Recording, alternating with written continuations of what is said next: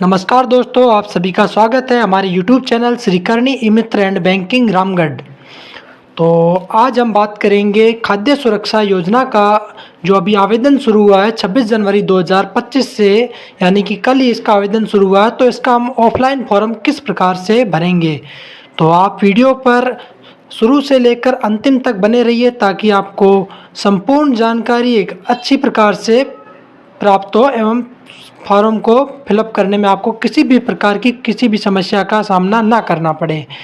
तो चलिए दोस्तों, हम वीडियो को शुरू करते हैं। और मेरे पास एक फॉर्म फिलअप किया हुआ है जिसके माध्यम से मैं आपको बताना चाहूँगा कि यह फॉर्म आपको किस प्रकार से भरना। और यह फॉर्म का डेमो वीडियो है, ये किसी भी प्रकार की जानकारी किसी भी व्यक्ति से संबंधित नहीं है। यह सिर्फ आपको यह समझाना है कि का आवेदन फॉर्म आप किस प्रकार से फिलअप करेंगे। तो चलिए दोस्तों, वीडियो को शुरू करते हैं। सबसे पहले आपको अपना उपखंड अधिकारी या जिला रसद अधिकारी, जो भी आपका ऑफिस लगता है, तहसील लगती है, उसका आप यहाँ पर फॉर्म में भरेंगे। उसके बाद आपको अपील, जो राशन कार्ड में मुखिया का नाम है उसका नाम लिखेंगे, फिर उसके पति का नाम लिखेंगे। यदि मुखिया कोई पुरुष है तो उसके पिता का नाम लिखना है। उसके बाद इनकी जाति लिखनी है, और उसके बाद इनकी उम्र का जिक्र करना आपको, और उसके बाद इनका निवासी ग्राम कौन सा है वो लिखना है। और निवासी ग्राम के बाद आते हैं दोस्तों, आप जैसा कि आप मेरे साथ पढ़ भी सकते हैं, ग्राम पंचायत आपकी कौन सी लगती है वो आपको भरना है। उसके बाद आपको आपकी तहसील के बारे में लिखना है। उसके बाद आपको अपनी पंचायत समिति के बारे में लिखना है। तो इस प्रकार से दोस्तों हमारा जो इस फॉर्म का 1 नंबर पॉइंट है ये कंप्लीट होता है। इसके बाद आता है 2 नंबर पॉइंट। इसमें क्या है कि आपको अपने राशन कार्ड की समस्त जानकारी इसमें फिलअप करनी है। तो सबसे पहले आप यहाँ पर मुखिया का नाम लिखेंगे, जो भी आपका मुखिया हो उसका नाम लिखेंगे, फिर उसकी माता का नाम लिखेंगे, फिर उसके पिता का नाम लिखेंगे, फिर मुखिया के साथ संबंध। इसमें मुखिया के साथ आपको संबंध नहीं लिखना, वो पहले से फिलअप है, उसमें स्वयं लिखा हुआ है। उसके बाद उनका लिंग लिखना है, महिला है या पुरुष है। उसके बाद जन्म दिनांक और जन आधार कार्ड और आधार कार्ड नंबर। इसमें आपको जन आधार कार्ड संख्या और आधार कार्ड नंबर लिखना अत्यंत आवश्यक है, क्योंकि देख सकते हैं आप इसमें ऊपर स्टार मार्क लगा हुआ है। तो आप जन आधार कार्ड नंबर और आधार कार्ड नंबर ज़रूर से ज़रूर लिखिए। आधार कार्ड संख्या आपको सभी सदस्यों का लिखना है। उसके बाद हम जो भी सदस्य है राशन कार्ड में दूसरे सदस्य की जानकारी भरेंगे। पहले उनका नाम लिखेंगे, फिर उनके माता का नाम, फिर पिता का नाम, मुखिया से संबंध है, मुखिया की यदि पति है तो उसमें पति लिखेंगे, यदि उनके पिता है तो पिता लिखेंगे। उसके बाद इनका लिंग लिखेंगे। उसके बाद जन्म दिनांक, जन आधार कार्ड संख्या, आधार कार्ड संख्या। तो इस प्रकार से आपके परिवार के जो भी सदस्य हैं जितने हैं उनकी जानकारी आप राशन कार्ड के आधार पर एकदम सटीकतापूर्वक भरेंगे, ताकि आवेदन आपका सफलतापूर्वक सबमिट हो, इसमें आपके किसी भी प्रकार की कोई भी समस्या ना आए। और एक बार पुनः मैं आपको बताऊंगा, ये एक डेमो वीडियो है, तो उसी आप अपनी जानकारी अपने राशन कार्ड के आधार पर ही भरिएगा। और बीच बीच में आप पुनः चेक करते रहिए ताकि आपसे किसी भी प्रकार की कोई भी गलती या त्रुटि ना हो। चलो, अनिवार्य रूप से अंकित किया जावे इसमें दिया हुआ, या आप पढ़ लीजिए सारा। उसके बाद आप किस आधार पर खाद्य सुरक्षा में जुड़ना चाहते हैं, तो ये सारे पॉइंट आप पढ़ सकते हैं, एक से लेकर के। ये ग्रामीण खाद्य सुरक्षा का फॉर्म है, और जिसमें कि संपूर्ण समावेशन की प्रक्रिया में कुल आपको 28 कॉलम मिलते हैं। मतलब इन 28 में से आप किसी का भी चयन करके खाद्य सुरक्षा योजना में जुड़ सकते हैं। बाकी शहरी में कुछ ज़्यादा ऑप्शन मिलते हैं आपको, और इसमें आपको थोड़े कम ऑप्शन मिलते हैं। तो इसमें अब आप आगे आपको किस प्रकार से भरना है, तो आगे इसमें समावेशन का जो आगे आप श्रेणी संख्या देख रहे हैं, पहले आपको वो लिखना है। उसके बाद इस श्रेणी में आगे आपने क्या चयन किया है उसके बारे में आपने लिखना है। जैसे कि इसमें मैंने 18 नंबर पर लघु कृषक का चयन किया है, तो मैंने 18 नंबर और सामने उपवर्ग लघु कृषक लिखा है। उसके बाद इससे संबंधित दस्तावेज जो जमाबंदी है वो आपको लिखना है। और आपके जो भी आप डॉक्यूमेंट सेलेक्ट करते हैं उसी के आधार पर आप उससे संबंधित दस्तावेज का चयन करेंगे। उसके बाद हमारा आता है 5 नंबर पॉइंट, जिसमें हमें किस आधार पर हम इसके पात्र नहीं होते हैं। तो ये सारे पॉइंट आप पढ़ लेंगे, और यदि आप इनसे संबंधित है तो आप इसका आवेदन बिल्कुल ना करें, यानी आपको भविष्य में यदि अगर आप आवेदन करते हैं तो आपको किसी समस्याओं का सामना करना पड़ सकता है।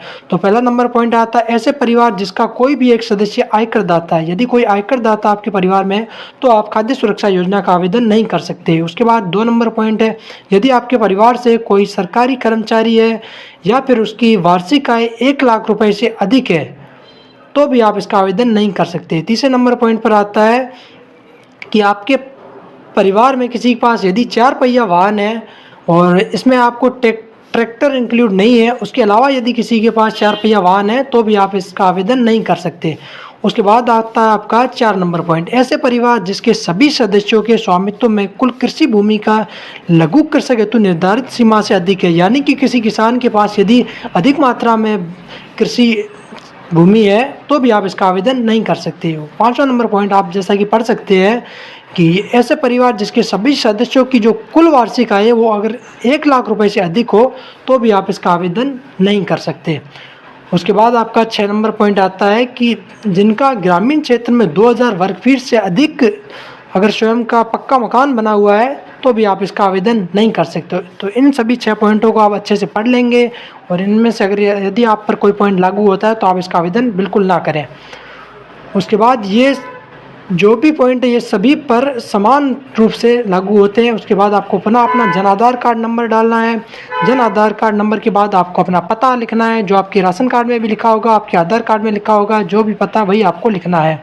तो इसमें गांव है, आपका पंचायत समिति है, आपका ज़िला है, फिर आपने कौन सी श्रेणी का चयन किया था तो ऊपर हमने लिखा था लघु कृषक, तो हमें यहाँ पर भी वापस लघु कृषक श्रेणी का ही चयन करना है। आप अपने आधार पर जो भी श्रेणी का चयन करते हैं उसी हिसाब से लिखेंगे। फिर इसमें आपको क्या क्या डॉक्यूमेंट संलग्न करने हैं तो उसके बारे में देखिए, आप नीचे लिखा हुआ है। पहला आपको राशन कार्ड आपका APL या BPL किसी भी प्रकार का हो आप उसका चयन कर सकते हैं। उसकी आपको प्रतिलिपि का इसी के साथ में अटैच करना है। उसके बाद आप 2 नंबर पे आते हैं जन आधार कार्ड की एक फ़ोटोकॉपी इसके साथ लगा देंगे। पीछे आपको प्रतिलिपि भी लिखना है। उसके बाद आपके परिवार के सदस्यों के सभी के आधार कार्ड की भी प्रतिलिपि आपको फॉर्म के साथ लगानी है। उसके बाद संबंधित दस्तावेज जो है, जैसे कि हमने लघु कृषक का चयन किया है तो लघु कृषक से संबंधित आपको जमाबंदी का चयन करके जो कि फॉर्म के साथ में आपको अटैच करनी है। उसके बाद आपको हस्ताक्षर करने होंगे, जो भी महिला मुखिया है या पुरुष मुखिया जो भी है उनके हस्ताक्षर होंगे। फिर उनका नाम लिखना है, क्या नाम है उनका, किस नाम से आप आवेदन कर रहे हैं। फिर उनके पिता का नाम या महिला मुखिया तो उनके पति का नाम लिखेंगे। उसके बाद उनकी माता का नाम, और महिला मुखिया में माता का नाम इसमें कोई भी ज़रूरी नहीं है, फिर भी आप चाहो तो लिख सकते हो। और उसके बाद आपको मोबाइल नंबर लिखना है। उसके बाद आपको पता लिखना है। पता आपको सभी जगह एक समान ही लिखना है, अलग अलग पता नहीं लिखना है। जो भी आपके आधार कार्ड और राशन कार्ड में पता है वही आपको यहाँ पर पता लिखना है। उसके बाद आपको आता है एक शपथ पत्र, जिसमें आपको किसी भी प्रकार की नोटेरी वाला शपथ पत्र भरने की कोई आवश्यकता नहीं है। इसी के साथ आपको 3 नंबर फॉर्म में एक शपथ पत्र आता है, तो उसमें आप पहले मुखिया का नाम लिखेंगे, फिर उनके पति का नाम लिखेंगे, या पिता हो तो पिता का नाम लिखेंगे। उसके बाद उनका निवास स्थान के बारे में लिखेंगे। जैसा कि आप मैंने डॉक्यूमेंट फिलअप किया उसमें आप देख सकते हैं किस प्रकार से फॉर्म भरा हुआ है, तो उसी प्रकार से आपको भरना है। उसके बाद मुखिया के सिग्नेचर करेंगे, और सिग्नेचर करने के बाद आपको दिनांक लिखनी है, किस दिनांक को आप आवेदन कर रहे हैं, और उसके बाद आपको अपना स्थान लिखना है। एक बार पुनः मैं कहूँगा ये पूरा डेमो वीडियो था, लेकिन फिर भी आप अपने संबंधित दस्तावेज के अनुरूप ही पूर्ण रूप से जानकारी भरें, ताकि आपको किसी भी प्रकार की समस्या का सामना ना करना पड़े। और एक बात और आपको मैं कहना चाहूँगा, इसमें क्या है कि आपके राशन कार्ड में सभी के मतलब आधार कार्ड जॉइंट होना चाहिए। सबसे पहले आप आधार कार्ड जॉइंट करवा लीजिए, या नहीं है जॉइंट आप चेक करवा सकते हैं, तो उसके बाद ही आप इसका आवेदन करें, अन्यथा आपका आवेदन नहीं होगा। तो यदि आप चैनल पर नए हैं तो चैनल को सब्सक्राइब कीजिए, वीडियो को लाइक कीजिए, कमेंट कीजिए, और बेल आइकन को दबाना बिल्कुल ना भूलिए। तो इसी के साथ आपने वीडियो को अंत तक देखा, उसके लिए आपका धन्यवाद। माँ करणी का आशीर्वाद सदैव आप पर बना रहे। जय हिंद, वंदे मातरम।